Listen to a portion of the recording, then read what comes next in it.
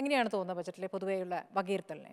രണ്ടാം പിണറായി സർക്കാരിൻ്റെ അവസാന സമ്പൂർണ്ണ ബജറ്റാണ് ഈ കെ എൻ ബാലഗോപാൽ അവതരിപ്പിച്ചത്. പക്ഷേ അതിനകത്ത് ഞാൻ വിചാരിച്ച ജനങ്ങളിലേക്ക് ഇറങ്ങിച്ചെല്ലുന്ന കൂടുതൽ പ്രഖ്യാപനങ്ങൾ ഉണ്ടാവും എന്ന് പ്രതീക്ഷിച്ചു. കാരണം അവസാന സമ്പൂർണ്ണ ബജറ്റാകുമ്പോൾ അങ്ങനെയുള്ള പ്രഖ്യാപനങ്ങൾ സാധാരണ കാണേണ്ടതാണ്. അങ്ങനെയുള്ള പ്രഖ്യാപനങ്ങളൊന്നും വന്നിട്ടില്ല എന്നുള്ളത് മാത്രമല്ല, ഈ തനത് നികുതി വരുമാനങ്ങൾ ഉയർത്താനുള്ള വലിയ പദ്ധതികളൊന്നും തന്നെ പ്രഖ്യാപിച്ചിട്ടില്ല. കേരളം ഇതുവരെ നടത്തിക്കൊണ്ടിരുന്ന പ്രൊജക്റ്റുകൾ മാത്രമാണ് ഇന്നും പ്രഖ്യാപിച്ചിട്ടുള്ളത്. അതിൽ ചെറിയതായിട്ടുള്ള ആഡ് ഓൺസ് മാത്രമാണ് നടത്തിയിട്ടുള്ളത്. കഴിഞ്ഞ പ്രാവശ്യം പ്രഖ്യാപിച്ചതുപോലെ ഇപ്പോൾ മറൈൻ ഡ്രൈവിലുള്ള പ്രൊജക്റ്റ് അടക്കം ഈ ഹോം പ്രൊജക്റ്റ് അടക്കമുള്ളതിനകത്ത് പോലും ചെറിയ മാറ്റങ്ങൾ മാത്രം വരുത്തി പുതിയതായിട്ട് അവതരിപ്പിച്ചു എന്നതിലേക്ക് അപ്പുറം വേറെ ഒന്നും ചെയ്തിട്ടില്ല. പിന്നെ എന്താ ഈ വനം വന്യജീവി സംഘർഷവുമായി ബന്ധപ്പെട്ട് കഴിഞ്ഞ വർഷം ഏറ്റവും കൂടുതൽ ചർച്ച ചെയ്ത സംവിധാനങ്ങളാണ്. അത് മലയോര മേഖലയെ ബാധിക്കുന്ന പ്രശ്നങ്ങളാണ്.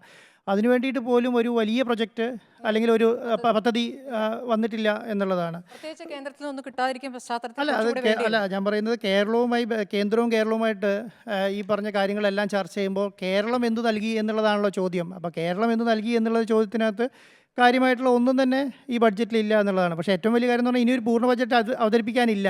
അത് കഴിഞ്ഞ ഇലക്ഷനാണ്.